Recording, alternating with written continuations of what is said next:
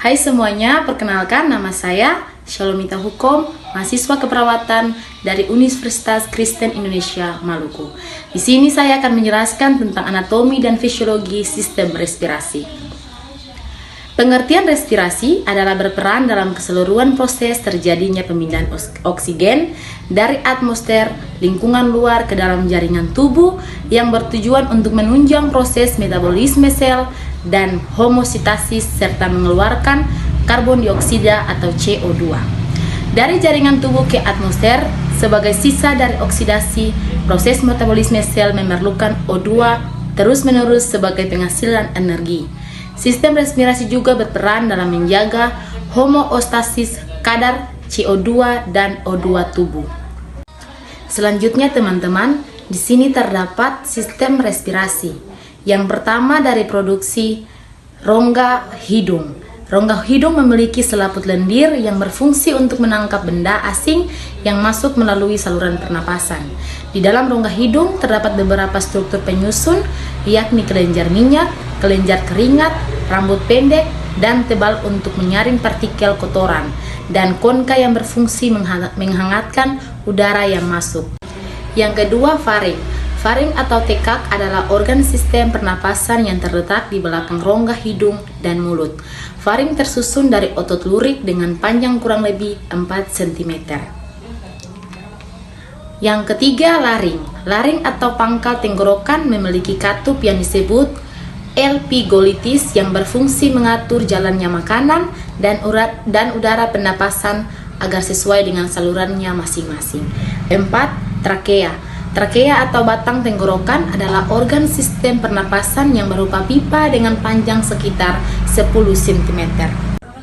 Yang keempat adalah trakea. Trakea terletak di leher dan sebagian lagi di rongga dada atau torak. Pada bagian dalam rongga terdapat epitel bersilia atau jaringan. Fungsi jaringan rambut pada trakea adalah untuk menyaring benda-benda asing yang masuk ke saluran pernapasan. 5. Bronkus. Bronkus atau cabang tenggorokan merupakan saluran penghubung antara rongga hidung, rongga mulut, dan paru-paru. Bronkus terbagi menjadi dua, yakni bronkus kanan dan bronkus kiri. Bronkus bercabang-cabang lagi menjadi broncholius. Yang keenam, alveolus. Alveolus adalah struktur yang berbentuk bola-bola kecil atau gelembung paru-paru yang diliputi oleh pembuluh-pembuluh darah. Epitel pipi yang melepasi alveoli memudahkan darah di dalam kapiler darah mengikat oksigen dari udara dalam rongga alveolus. Yang ketujuh, paru-paru. Paru-paru terletak di rongga dada, tepat di atas sekat diafragma. Organ ini memiliki dua bagian, yakni paru-paru kanan dan paru-paru kiri. Paru-paru dibungkus oleh dua lapis selaput paru-paru atau pleura. Di bagian dalam paru-paru terdapat gelembung halus yang merupakan perluasan permukaan paru-paru yang disebut alveolus. Teman-teman, kemudian pada proses respirasi dibagi menjadi 4, yaitu ventilasi paru, 2 difusi O2 dan CO2, 3 transport O2 dan CO2, 4 regulasi respirasi. Di sini terdapat frek nafas 12 kali sampai 20 kali per menit. Kebutuhan O2 250 mg per menit dan ekskresi CO2 atau karbon dioksida 200 ml per menit. Di sini terdapat mekanisme pernapasan. Proses mekanisme pada manusia dapat dibedakan menjadi inspirasi dan ekspirasi. Inspirasi adalah pemasukan udara luar ke paru-paru atau bisa disebut menghirup napas. Sedangkan pada ekspirasi adalah pengeluaran udara dari paru-paru ke lingkungan atau biasa disebut menghembuskan napas. Yang berikut teman-teman, di sini pada pernapasan dada dan pernapasan perut. Pernapasan dada pada setiap inspirasi otot antar tulang bagian luar berkontraksi sehingga tulang rusuk terangkat dan volume rongga dada membesar. Pada saat ekspirasi otot antar tulang rusuk bagian dalam kembali relaksasi sehingga tulang-tulang rusuk sedikit menurun. Sedangkan pada pernapasan perut, Pada saat inspirasi, otot diafragma berkontraksi sehingga diafragma dan volume rongga dada menjadi kecil. Pada saat ekspirasi, otot dinding rongga perut terdorong ke atas diafragma naik, volume rongga dan menjadi kecil dan tekanan udara menjadi besar sehingga udara terdorong keluar. Selanjutnya, volume udara pernapasan.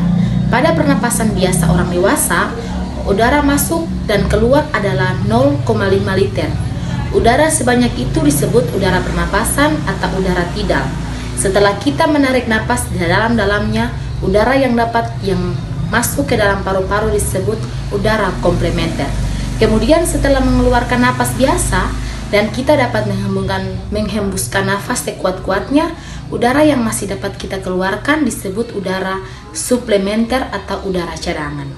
Udara yang tidak bisa keluar dari paru-paru setelah menghembuskan nafas sekuat-kuatnya disebut udara residu. Jika kita menarik napas sekuat-kuatnya, volume yang masuk dan keluar kurang lebih 4,8 liter. Volume udara tersebut disebut kapasitas vital paru-paru. Volume udara yang tersedia dalam paru-paru sebanyak lebih kurang 5,6 liter disebut sebagai kapasitas total paru-paru.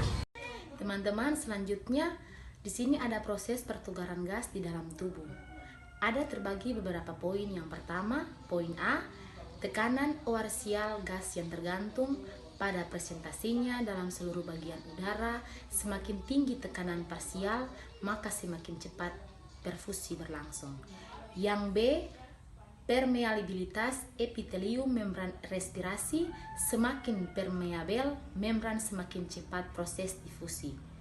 Yang ketiga atau yang C, luas permukaan epitelium atau membran respirasi. Semakin luas proses difusi, semakin cepat.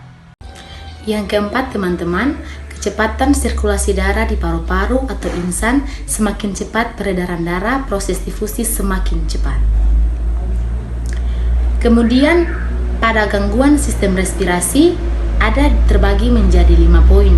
Yang pertama, flu, disebabkan oleh virus influenza yang menginfeksi hidung, tenggorokan, dan paru-paru. Kedua, pharyngitis. Pharyngitis peradangan pada tenggorokan atau faring.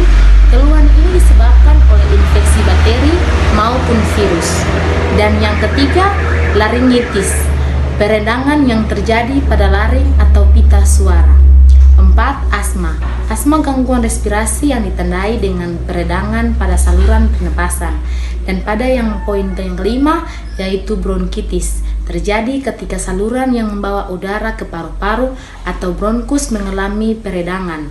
Akibatnya, gangguan respirasi ini menyebabkan penderitaannya batuk berdahak. Demikian penjelasan saya tentang anatomi dan fisiologi sistem respirasi. Terima kasih yang sudah menonton dan sampai jumpa di lain kesempatan.